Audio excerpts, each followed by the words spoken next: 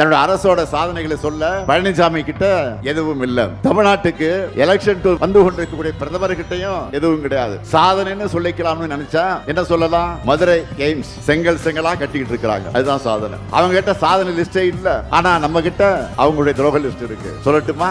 NEET துரோகம், metro rail திட்டங்களை தராம துரோகம், 100 நாள் வேலை திட்டத்தை ஒழிச்ச துரோகம், சிறுபான்மையினருக்கு சிஏஏ சட்டம் கொண்டு வந்த துரோகம், விவசாயிகளுக்கு வேளாண் சட்ட துரோகம், அமெரிக்க வரி விதிப்பாளர் நெசவாளர்களை காப்பாற்ற தவறிய துரோகம், மேற்காசிய போர்ல சிறு குறு நடுத்தர தொழில் நிறுவனங்களை முடங்க வச்சிருக்கக்கூடிய துரோகம், இந்தி மொழியை திணிக்க நம்ம குழந்தைகளுக்கு வந்து சேர வேண்டிய கல்வி நிதியை தராத துரோகம், ஜிஎஸ்டி இழப்பீடு, மாநில உரிமைகளை பறிக்கிற துரோகம்னு இப்படி துரோகங்களின் முழு உருவமாக இருப்பதுதான் பழனிசாமியும் அவருடைய கூட்டாளிகளும் பாஜகவும். வாக்களிப்பீர்கள். உதயசூரியன்.